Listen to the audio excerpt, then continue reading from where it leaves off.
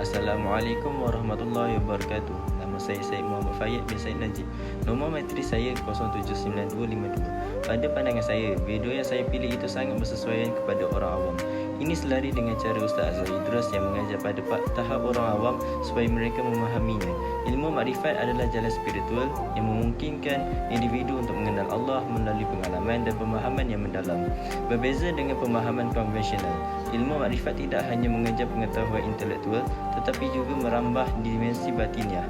Dalam proses ini, seseorang menggabungkan pengetahuan agama dengan pengalaman spiritual pribadi, menciptakan hubungan yang erat dengan Sang Pencipta.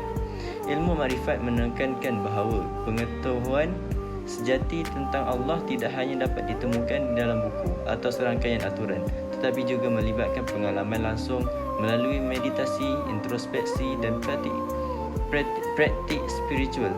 Ini adalah perjalanan yang melibatkan hati dan jiwa yang memungkinkan individu untuk merasakan kehadiran ilahi dalam kehidupan sehari-hari. Pentingnya ilmu makrifat terletak pada upaya untuk menyelaraskan keyakinan agama dengan pengalaman pribadi yang mendalam. Dengan demikian, ilmu makrifat memberikan dimensi yang lebih kaya pada kehidupan spiritual, membantu individu memahami makna eksistensial dan mengembangkan hubungan yang lebih intim dengan Allah.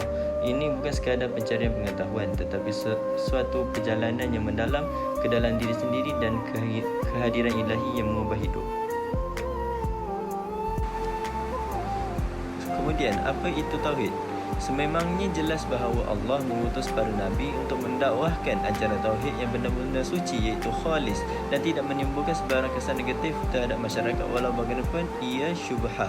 Selain itu, tugas setiap nabi dan rasul adalah sama, iaitu menyucikan agama untuk semata-mata mengesahkan Allah dan menyandarkan semata sembahyang kepadanya.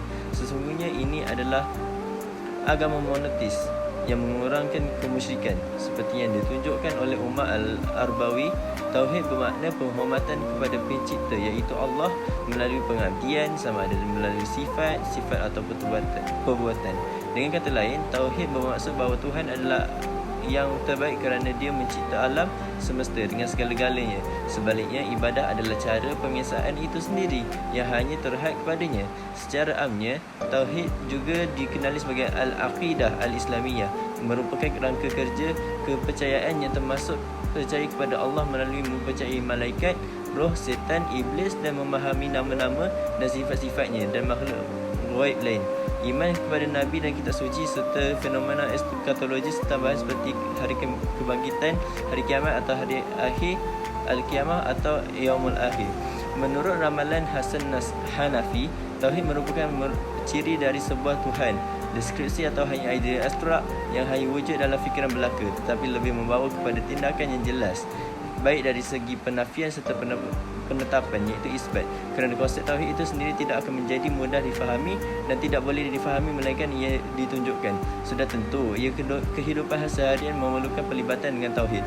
Fuqaha biasanya menerangkan makna harfiah dengan mengatakan formula tauhid sebagai tidak ada Tuhan yang wajib disembah dengan hak kecuali Allah. Para ahli jurisprudensi Islam menegaskan kepada kita tentang dengan cara ini status manusia sebagai hamba kepada Sang Pencipta.